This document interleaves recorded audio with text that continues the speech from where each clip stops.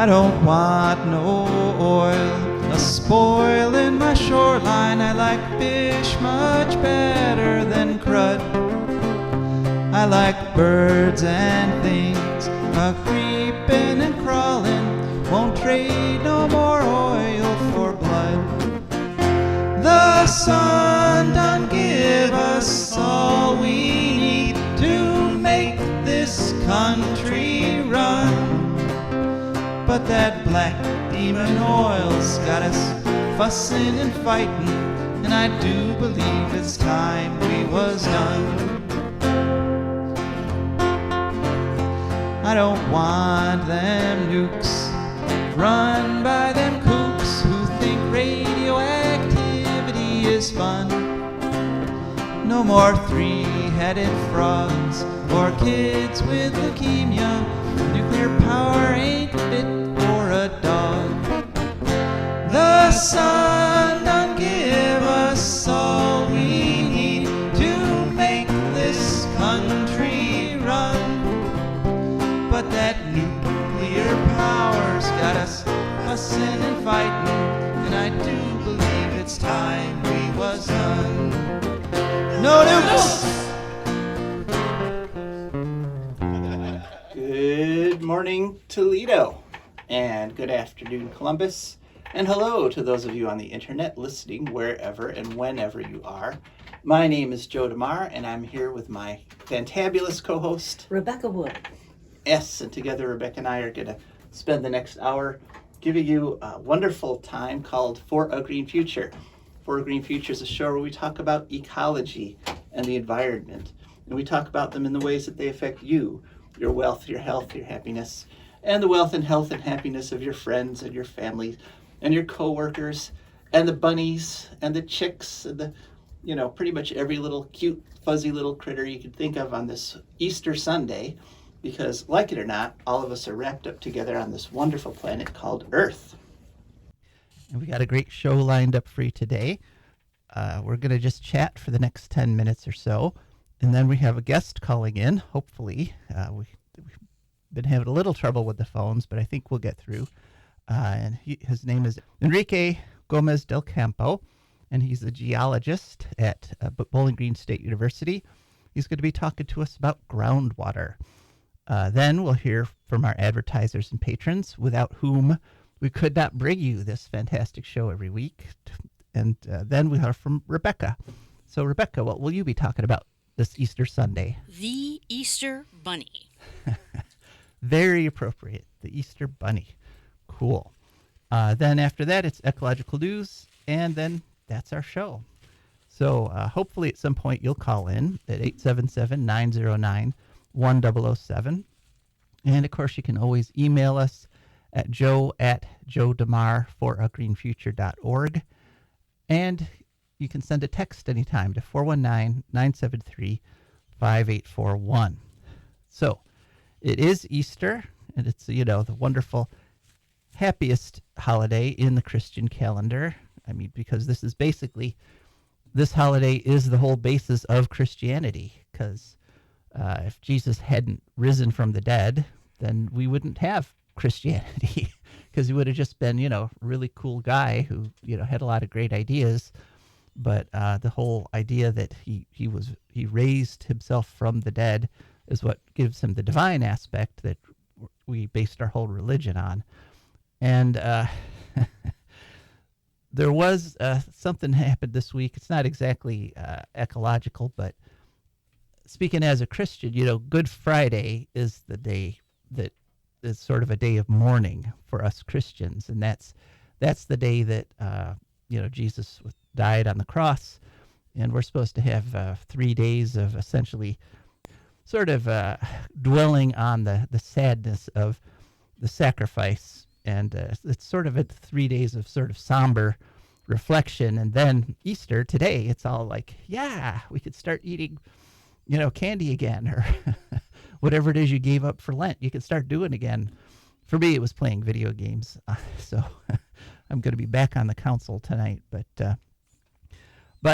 there was a politician on Good Friday who like did the one thing that kind of show me you don't really know about Christianity without telling me you don't know about Christianity, and that is he put out a social media post saying Happy Good Friday.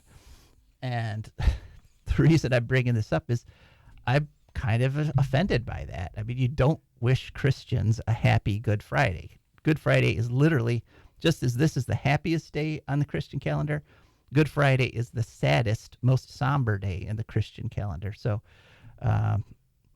yeah. But on the other hand, another part of Christianity is you're supposed to forgive those who trespass against you. And so, even though I was offended, I now hereby officially forgive Donald J. Trump for for offending my religion there. Okay. The thing is that, I can sort of get it because, Jesus' death was kind of about man's inhumanity to man. And Uh-huh. we can all accidentally have a shortage of compassion. If you're living with, if you're making decisions out of anything but perfect love and perfect trust and love and courage, then you're not living up to the glory of God. True, but why would you be happy about that? You probably would not. No. Okay. All right. But yeah, that's my point. It's like taking Oh, 3 okay. days to be sad about, or just Yeah. remember that there's a little monster inside of us. We can all do harmful things to other people, either intentionally or unintentionally. Yeah. Yeah, I mean, and that's worth thinking about, And sometimes, as with crucifixion, that gets out of control. Right. Or war or stuff like that. Yeah. So, okay, but that was my little bit of ranting about that. But Easter, is the day of celebration. It's the day of happiness. It's the day that Jesus came back to life from the dead. And I wanted to point out that a lot of our religious beliefs and our religious ideas initially come from nature. And of course, spring, the time we're in now, is when nature literally comes back to life after winter, when everything was dead and brown. And so when you see a tree coming back to life, when you see flowers coming back up out of the ground that was all barren before, it's natural, I guess you would say, to associate that with sort of a religious feeling and that sort of a supernatural feeling, especially before before the science and all that. However, there is an animal that literally does come back from the dead that I wanted to mention, and that's the tardigrade, or the water bear.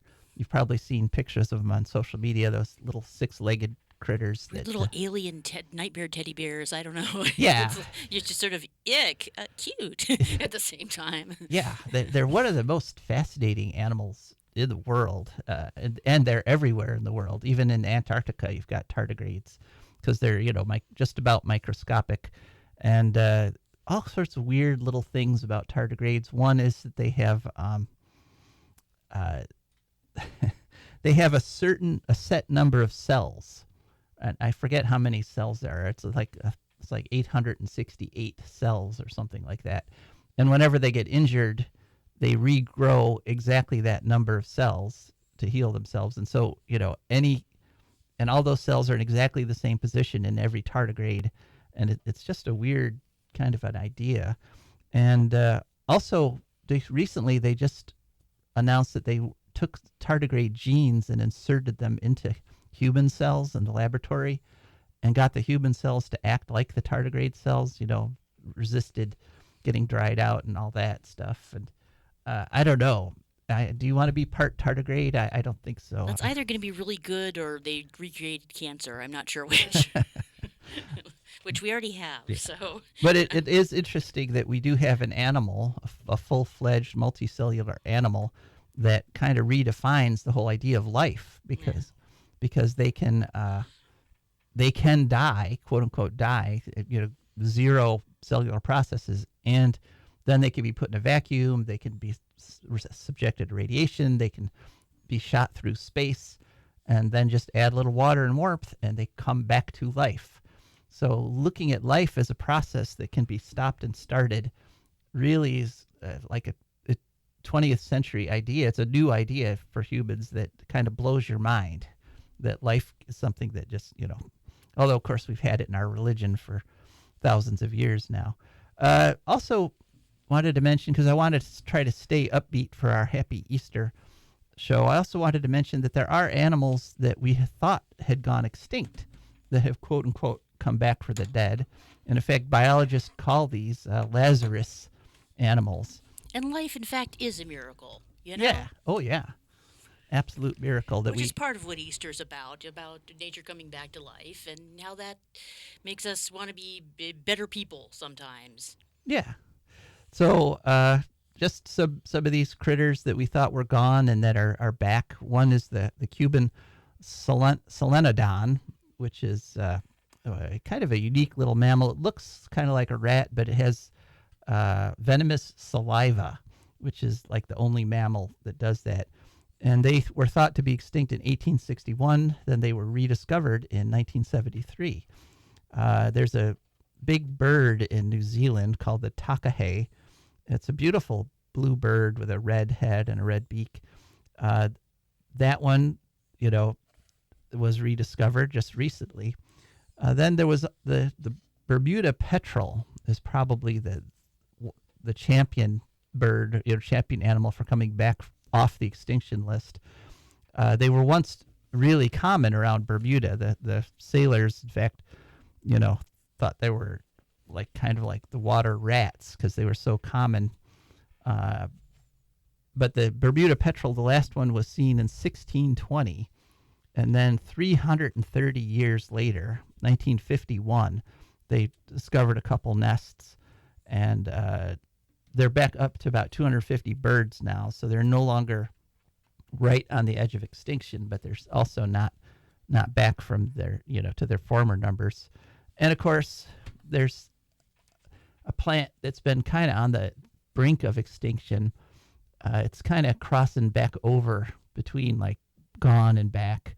And that's the American chestnut, which was destroyed, of course, by blight.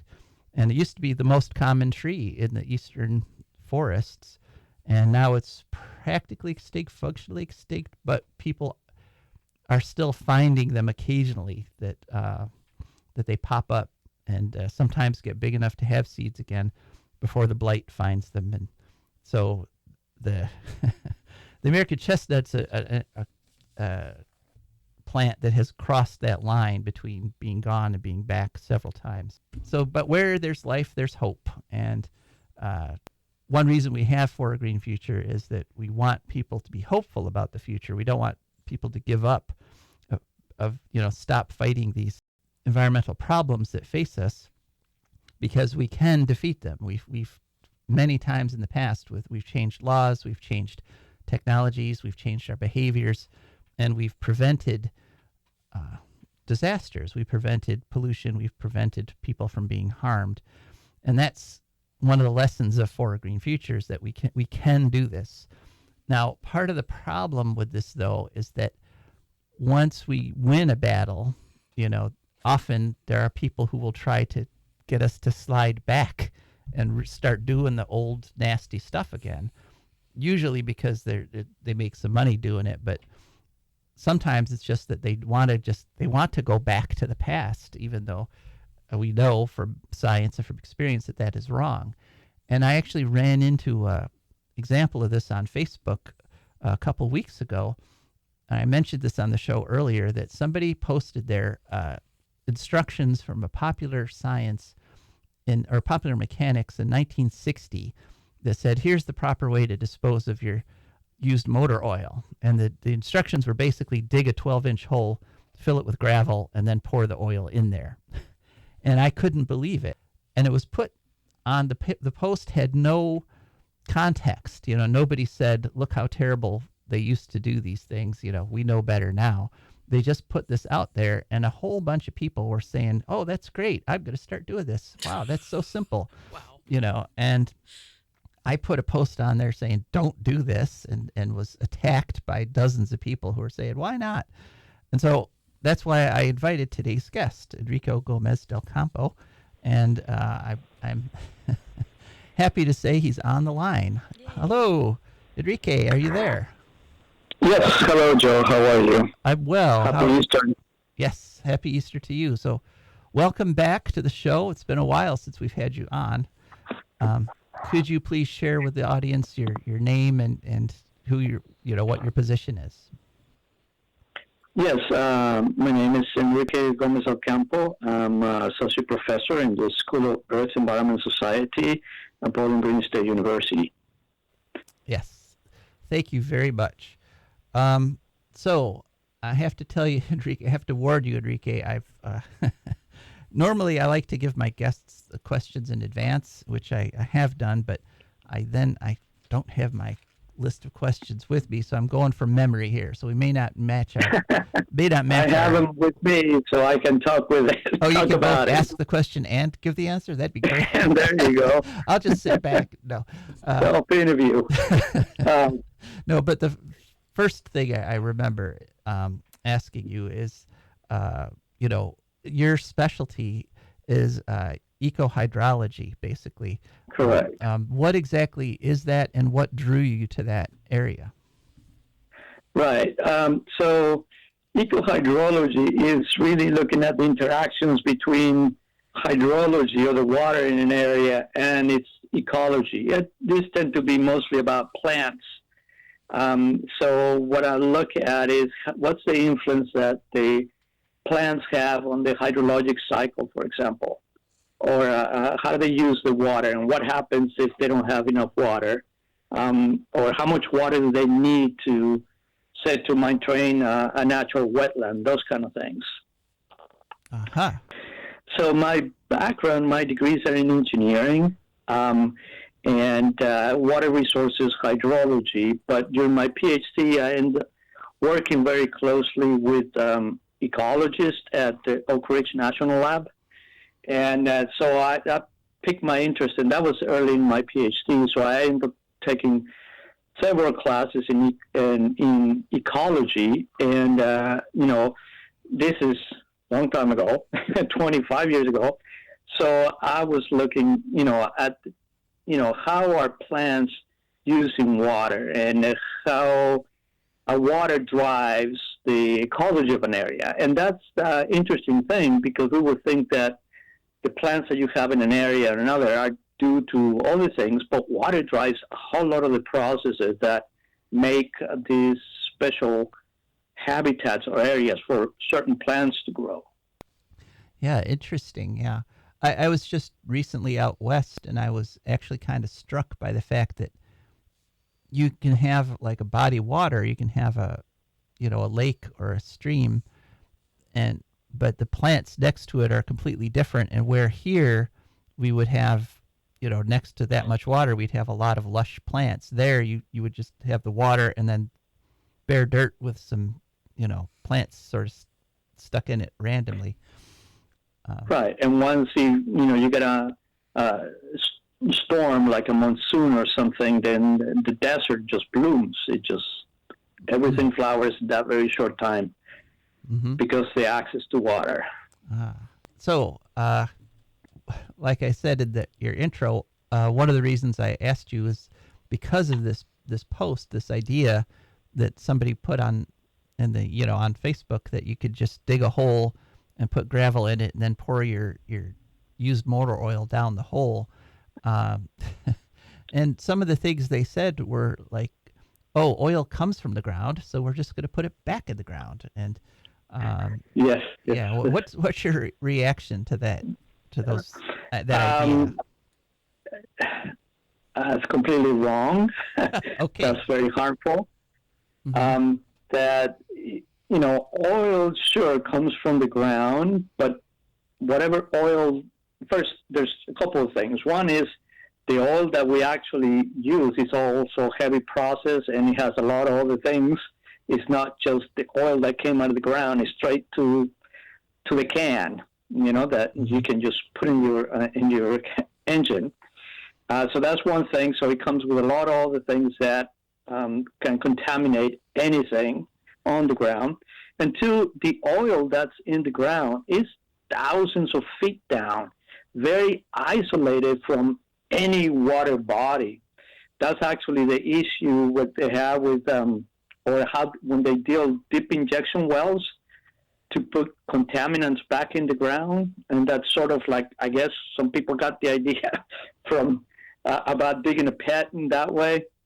Uh-huh. Except if you're going to dig a pit and do that, first you have to dig it thousands or hundreds of feet down, and Uh-huh. two, you also have to case it or protect it so it wouldn't contaminate when you dig that hole and pass through aquifers. These rock formations that contain the water that that many times we use when you use groundwater.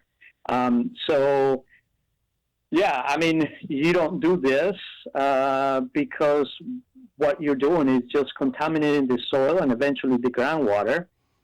Oil is in the ground, but it's thousands of feet down and isolated, protected with what we call confined formations, rocks that don't allow for the oil to seep upwards and get in touch with water or any other things. So they're very isolated there. That's why we have to drill to get the oil, right? Because we have to go all the way in. Now, there are some times that you have natural seeps of oil, but, those are few and far between. Mm-hmm. Right. And that oil coming out of the ground isn't, like, as you pointed out at the beginning, it's different from the oil that people would be putting back into the ground. A lot less, contaminants, a lot less heavy metals and so Right. forth. A whole lot of less, organic materials and artificial stuff that we put in. What do they call it? The The things additives. for the engine to work better and all those things, Mm-hmm. Right. Now, you mentioned the impermeable rocks that keep oil from seeping up, but what are some of the other things that influence groundwater, that influence how water flows under our feet? Yeah, and I also think you were, some of the question was also looking at misconceptions about geology, and I think one of those is related to groundwater. Some people think that groundwater is just like underground rivers and lakes or something like that, and there are some like that in karst terrain. We get down to Kentucky when you have Mammoth Cave, things like that. That's areas that the rock has been dissolved. But groundwater really is like a sponge. The rock is like a sponge, so it's got pores, and they're connected. Those pores are connected to each other, some of them. And so the groundwater is the water in those pores, right? And sometimes is compressed in pressure, so you dig a well and you hit one of those rocks, and then suddenly water comes out of that. Those are the artesian wells. But many times you just drill into that rock formation that contains all those pores that help hold the water, and you just pump it. You have to pump it up. And so, groundwater, you can think of it as being held like a sponge, and that sponge is the rock that contains it. It's not like rivers and lakes flowing on the ground. Okay. And we know when a sponge dries out, like when places around the world have drained their aquifers, taken the water away, a lot of times the ground will actually kind of shrink. And what would happen, if we were to do that to our aquifers around here? What would happen to our rivers and our lakes? Right. Well, I mean, when you pump, and the aquifers get recharged. They're rock formations that sort of protect the aquifers. They do go up to the surface in some locations, and we call those recharge areas. And so when it rains, water can get into that and then percolate down and sort of fill up the groundwater. But I mean, these are geologic processes. These are processes that take years. There's not 1 week we recharge our aquifer. Nothing happened that way. Depends where the aquifer is and how big the recharge area. It may be hundreds of years, or there's some other aquifers that they really don't have any recharge areas. So when you pump it, you take the water out of the spores, and so depending on where they are, those pores may compress and collapse into each other, and so they, even if you got water recharging it, there's no pore space there to be filled by water. So that's why you have sometimes, many times, when you pump too much water out of the groundwater aquifers, you have ground settlement, right? So it just compresses that, and it just sinks. The land sinks because those pores collapse, and then you can put more water in it, but it's not going to fill up the aquifer because there's no place for that water to go through, because all those holes that used to hold water before are gone now. So that's one of the things that we have with overexploiting groundwater, right? That we run the risk of collapsing that area and not being able to recharge that aquifer anymore, and that all over the area. Maybe not right here, but the Ecological aquifer in on the central U.S., it is running a risk of that. There are aquifers in California that's already happened. Mm-hmm. So, yeah, we have to be careful with how much, and we can make estimation in how much water you can get out of an aquifer and what's replenishable. So what's sustainable, right? Mm-hmm. And if we just pump without having a study of that, we may run into those kind of things. So it is possible to tap into them without draining them, as long as you know how fast they recharge and you don't take more than is getting back in. Correct. Okay. So what's the most surprising thing that when students start studying geology, what's the thing that seems to surprise them the most? In other words, what's the biggest misconception people go into the field with, that when they start learning things, they're surprised? Well, I mean, there's several things. I think one of the ones that we have to deal with most often is how old is the Earth, right? Mm-hmm. And from geology's point of view, and science and estimations, the Earth is about 4.6 billion years old. And for some people, that's really hard to fathom, to really understand how old it is, the Earth. And so they think it's much younger, thousands of years, or maybe just 1 million years. But it's much, much older than that. Another misconception that related to water, for example, is thinking that all the rivers flow south. No, the majority of the rivers do flow south, but there's some that flow north and east and west. So there's nothing south that attracts them, right? Mm-hmm. It just happens to be that most of them do, but it really has to do with energy, right? We got the Maumee right here. People should know this. Yeah. Empties out into Lake Erie. Going north, yeah. Yes. Mm-hmm. Yeah, parts of it go north. Yes. Mm-hmm. And so, but you'd be surprised, that people say, "Oh yeah, I'm going south." Uh-huh. Okay. Mm-hmm. I think another geologic misconception is thinking that all the rocks are more or less the same. And there are different types of rocks that are made out with different processes. You have the sedimentary rocks. You have the metamorphic rocks, that need a lot of pressure and heat. And you have the igneous rocks that come from magma, when they cools down. And so I think people, all rocks are the same. It's like, well, no. They're formed with different processes and they look very different. It's different to have a sandstone, something that kind of is crumbly, soft, versus having marble, right? Mm-hmm. Definitely. That's very different. All right. I think so. Some are the common misconceptions.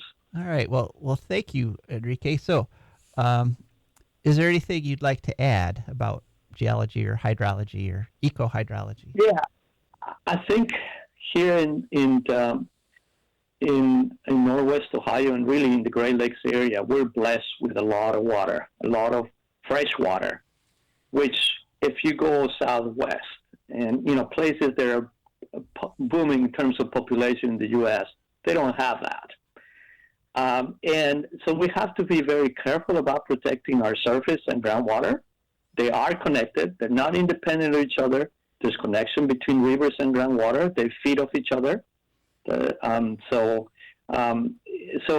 we really have to be careful how we dispose of things. Even just putting something on down the drain. Where is this drain going, right? If you're going, particularly there's some drains that go directly into the storm water, so they don't get treated. They just end up directly into a ditch and a stream then. And we have to be careful about it, take care of it, because, like I said, we're blessed with the amount of fresh water we have here. And I'm sure people in a couple of 50 years or so will start moving back here, because there may not be much water left or being able to sustain the population up in the southwest. So we have to protect our groundwater. So don't dump anything particularly oil, on the ground, and think before you dispose of anything. All right. Well, thank you very much. That's sound advice there. So thanks for Thank you, Joe. coming on, Enrique, and we'll talk to you in the future, I'm sure. All right. Thank you so much, Joe. Sure. Bye-bye. Bye. So if you don't want to drink it, don't pour it on the ground or in the ground. Good rule of thumb. Yeah. Good rule of thumb, right? When you got a bucket of something and you're like, can I drink this or should? Yeah. If the answer is no. No. Yeah. When in doubt, always no. Right. And you can take used motor oil now to any place that does oil changes, and they'll take it from you and dispose of it properly. Actually, what they do is recycle it. So they filter out the nasty stuff, and the oil gets used again. So, all right. Well, that was our interview. Hope you enjoyed it. And now on to hearing from our advertisers and patrons. For a Green Future is also brought to you by the Wood County Park District. The Wood County Park District is a natural resources conservation agency. They protect natural spaces, maintain quality green spaces, provide engaging programming, and they teach people to love and respect nature. They also restore wildlife habitats and lead people on outdoor adventures. Wood County Parks protects natural spaces in Wood County for all to enjoy from 8 a.m. to 30 minutes past sunset every day of the year. There are several ways to get a hold of them and find out what's happening. One is to call them at 419-353-1897. Another is to visit their website, www.wcparks.org. The website again is www.wcparks.org. They are also available on all social media, Instagram, Facebook, Twitter, and many others. Just search for WC Parks. That's the Wood County Park District, and we're very grateful for their support. Okay, and we are also grateful for the support of our patrons. And these are wonderful people whom I cannot praise enough, who went to patreon.com, and every month they signed up for a little donation to come to us, because they went to the Patreon page, they searched for a Green Future, up popped our Patreon page. They chose a level of membership that matched their budget, so nobody has to suffer. Although if you want to, we're not going to discourage that. They signed up, and now every month a little bit comes out of their account, comes over to us, and that's one of the reasons we're able to bring you this great show every week. And one of the great things on our great show is Rebecca's section. What will you be talking to us about this week, Rebecca? All right. Well, I will be talking to you about the Easter Bunny, Aha. who a lot of this I took from the A Good Housekeeping article on the 29th of this year by Hannah Joan and Annie O'Sullivan, who used one of my other sources as a source. So, history.com. They got a lot of this from history.com. So, yeah, for Christians, obviously, Easter is supposed to be about the end of the Lenten season and the resurrection of Jesus. So, why bunnies? Yes. I don't remember bunnies being in the gospel. They're anywhere. not Okay. in any of the older New Testaments or anything, but Okay. this is kind of where Christianity has taken a physical metaphor and made it into a spiritual metaphor. Uh-huh. Because originally, most spring holidays were about, yay, we survived the winter, and now we're going to grow more crops and make more babies. Sounds good. Sounds like a plan. And that's kind of been extended to, the miracle of life renewing itself to kind of a more kind of a psychological internal renewal of sort of connecting to your deepest values and the things you believe in most that make life worthwhile. Mm-hmm. So, yeah, I mean, you can do either or both, Originally, Easter and the Easter Bunny are named after the goddess Eostre, the whole holiday, who's a Anglo-Saxon Teutonic goddess of spring, fertility, youth, all this stuff. And How do you spell her name? Eostre. Pretty close. Okay. Yeah, so, and she's connected with rabbits traditionally, as are a lot of fertility goddesses, because rabbits are really good at making a lot of more rabbits fast. If you want to be fertile, follow the example of the rabbit, somehow, I guess. So this was in a lot of different cultures, notably North European. The Easter Bunny himself came to America in the 1700s from German immigrants who had an egg-laying hare they called either the Osterhase or the Ochterhaus. One of the two, apparently. And children would make nests for the Osterhase and leave carrots in case it just got a little bit hungry hopping around or something. Uh-huh. I left a note for my roommate from the Easter Bunny, dictated from the Easter Bunny, explaining how our dog had assisted, had flown with her magical flappy ears, the Easter Bunny around the back into our whole neighborhood and stuff, because this is yes. a weird tradition we have. So yeah. Eggs, why eggs? Well, I think we more sort of now say that, I don't know, elves or something make the chocolates and the Easter Bunny just distributes them, but eggs are also a pretty obviously a fertility symbol and a symbol of rebirth and new life. You could see them, and some people do, as the emergence of Jesus from the tomb, or eggs in a lot of different cultures represent new life. I can remember there's a story of the monkey in Chinese, the legendary figure monkey who his origin was supposed to be there was a great stone egg on a mountaintop exposed to the finest essences of earth and heaven. And it cracked open, and this monkey king, magical monkey, pops out. Uh-huh. Or I think in Chinese, Laotian or Vietnamese, some tribes have the idea that all life came out of an egg. Okay. Mm-hmm. So yeah, All right. it makes sense because it is kind of crazy. You've got this little sort of oval thing, and then suddenly you got a chicken. That is a little mind-blowing. It really, and we all, in fact, biologically do.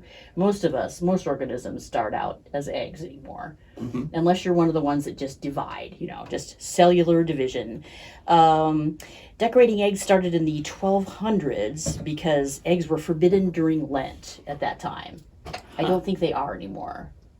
I know. I don't think so. Yeah, you can eat eggs and fish. But yeah, so then, to celebrate, yay, we're going to be happy and eat eggs again. Mm-hmm. You would decorate them, which is kind of nice.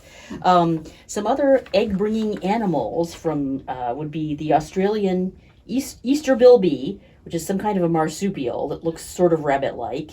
The Swiss Easter cuckoo, and the Germans also have a fox and a rooster.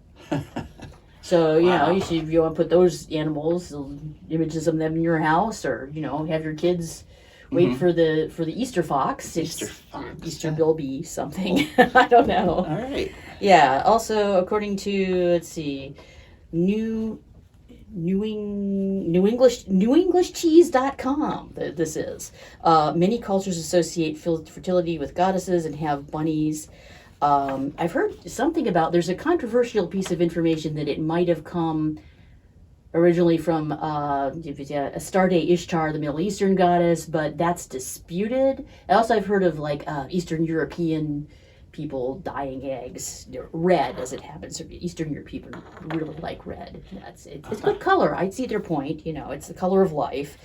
So yeah, the legend about Yostre apparently is that the goddess found a dying bird and made it into a hare which laid eggs as a sign of its recovery. And at a certain point, like, Russians started making jeweled eggs and exchanging them, and that's how the whole Fabergé egg Oh yeah, the Fabergé egg, right? started. Huh. So yeah. Cool. All right. Well, thank you very much. You're welcome. Fascinating.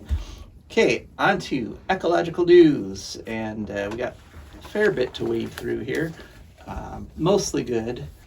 The first story is definitely good. This is a story on March 25th, and I'm going to lament huge long titles again. This is on electrek.com's website. Ohio's largest solar farm will also be U.S.'s largest agrivoltaics project. That was the actual title of the article. The Oak Run Solar Project is going to open up in Madison County. It's a $1 billion project, and it's going to provide 800 megawatts of solar. It's basically the equivalent of a nuclear power plant. Now, Madison County is just west of Columbus. In addition to the 800 megawatts of solar, there's going to be 300 megawatts of battery storage. So, that once the sun goes down, that'll get you through the peak of that duck-shaped curve. It's going to cover 6,000 acres. And the local, basically the con job that is being financed mostly by the fossil fuel industry that is trying to turn local people against solar and wind projects, they were in full force. So there was a lot of local opposition, and the main argument against it was, we're getting rid of cropland. And so what's going to happen is they're going to raise crops. They're going to raise crops and sheep under the solar panels. 1,000 sheep,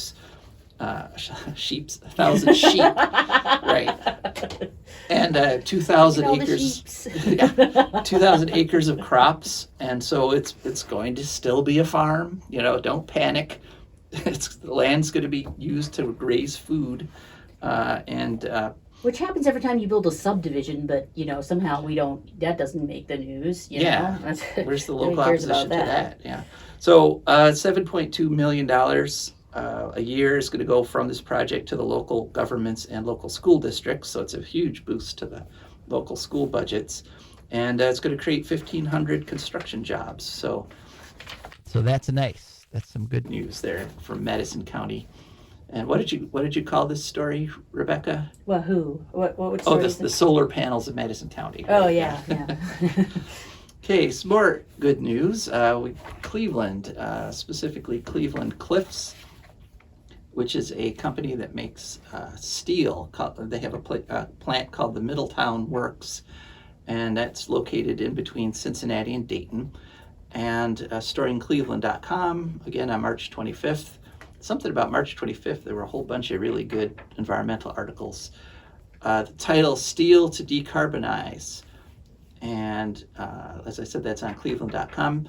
They're getting $575 million from the infrastructure bill. And $500 million of that's going to go to the Middletown Works. And the other $75 million is going to go to a plant in Pennsylvania. And basically, these steel plants are going to change from blast furnaces that burn coke and produce tons and tons of CO2 every day. They're going to switch to electric melting furnaces. And there's also going to be, there still needs to be some gas in the process, apparently. If you use natural gas, it cuts emissions by 50%. If you use hydrogen gas, it cuts CO2 emissions by 90%. But, and this is a big but here, the question is how you get that hydrogen.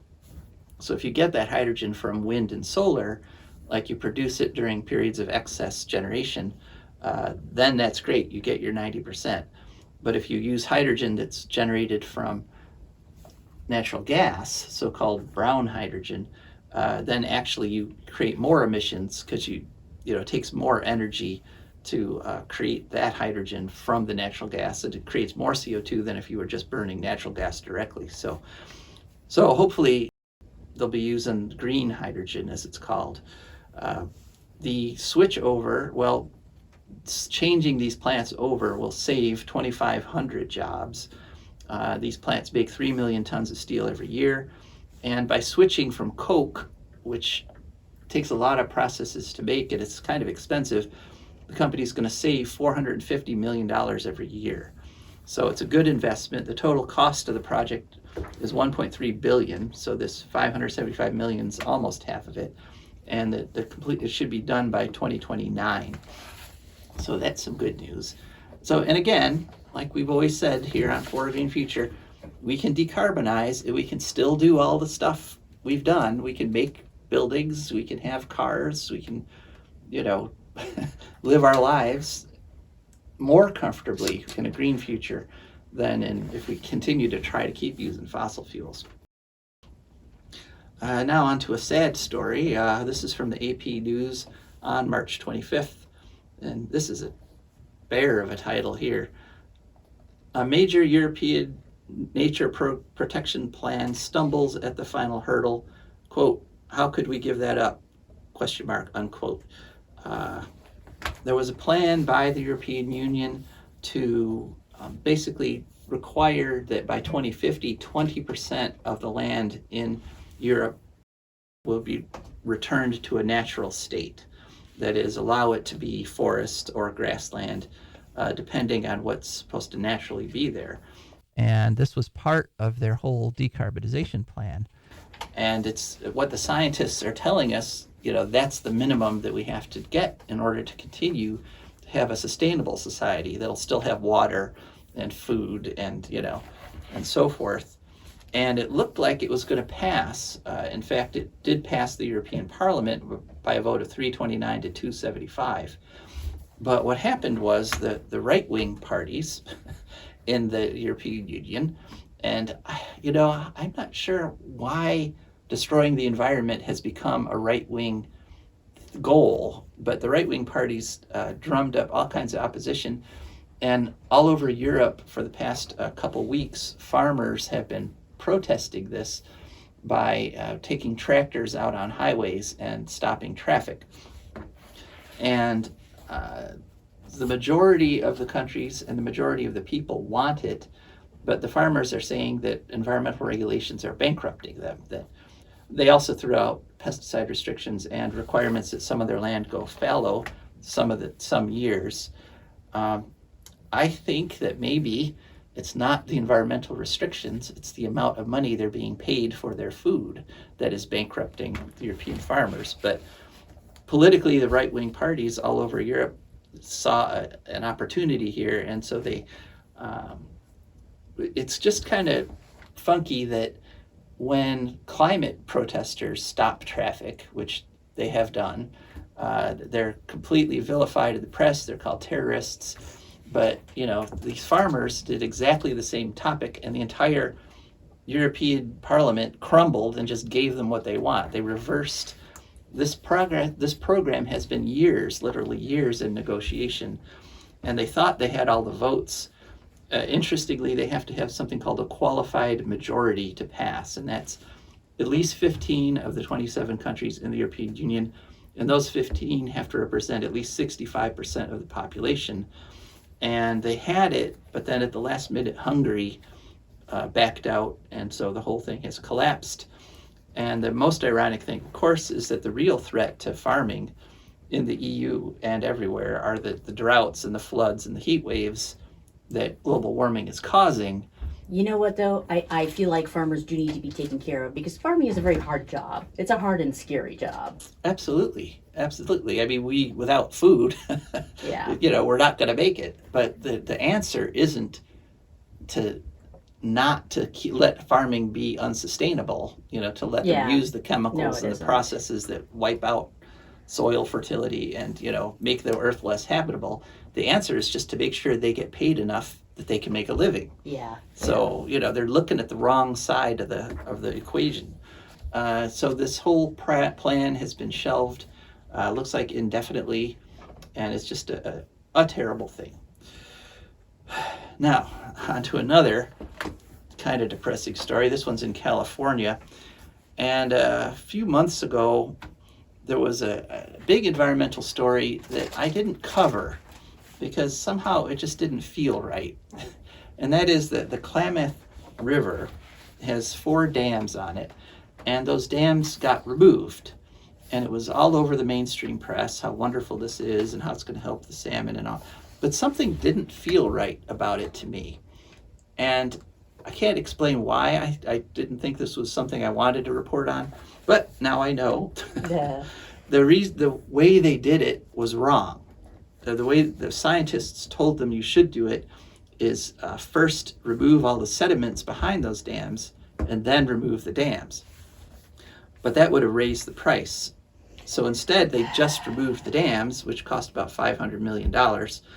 And the sediments behind the dams, which included runoff from mines, had been building up for over 100 years. Oh my. And so what has happened is the river has been poisoned.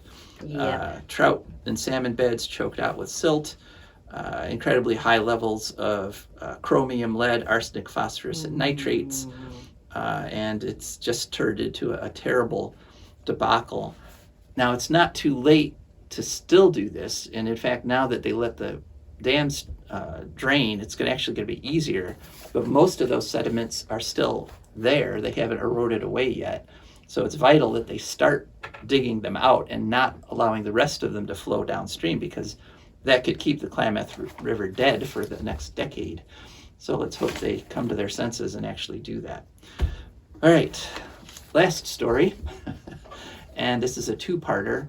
And I wanted to contrast the idea of rebirth, like coming back to life, with zombies. Because what we have in the nuclear industry... Or vampires. Or vampires, yeah. Could Maybe even better. Yeah, metaphor. Sort of instead of like a natural rebirth, we have an unnatural just sort of animation of the dead. And that's what's going on in the nuclear industry right now. We have politicians dumping hundreds of billions of dollars into trying to bring back the nuclear industry. And they took a big step for it this past week.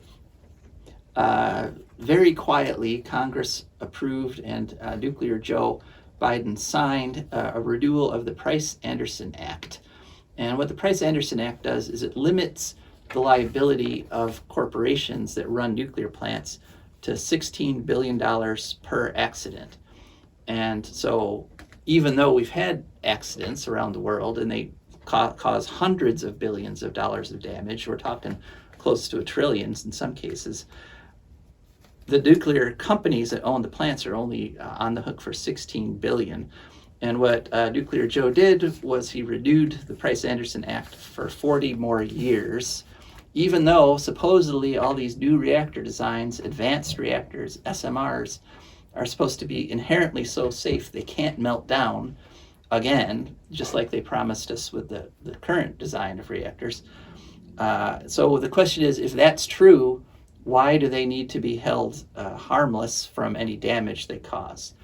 And just a way this affects you personally, if you look at your homeowner's insurance policy or your renter's policy, or pretty much any insurance policy, you'll see in all those riders, there'll be a little paragraph saying, if there's a nuclear accident, you're stuck.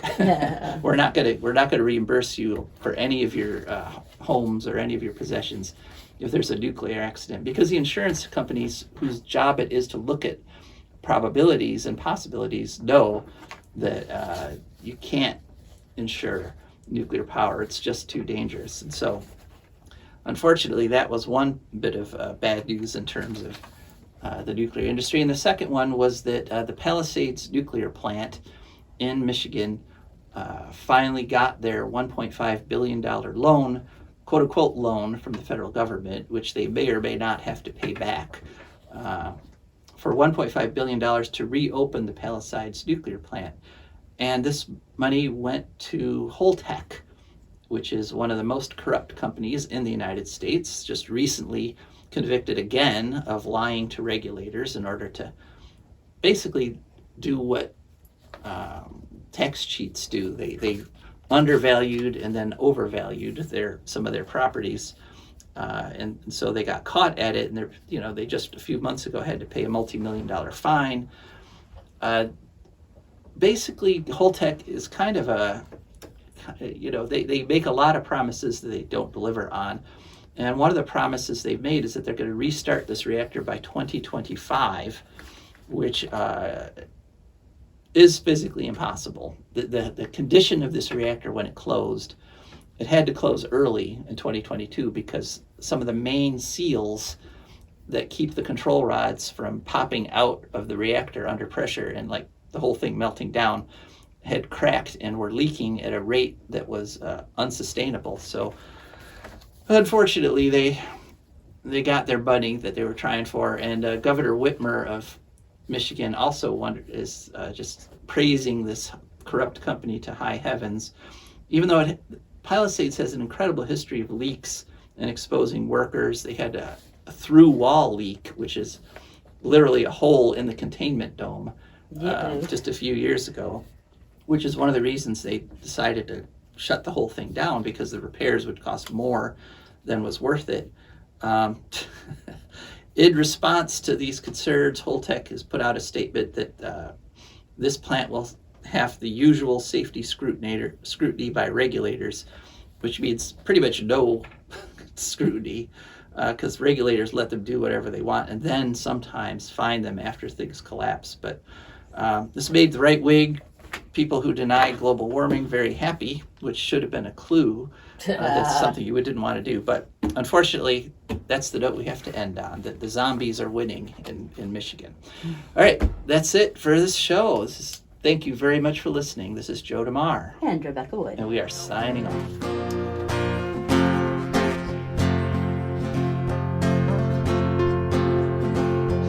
I don't want no oil, a spoil in my shoreline. I like fish much better than crud.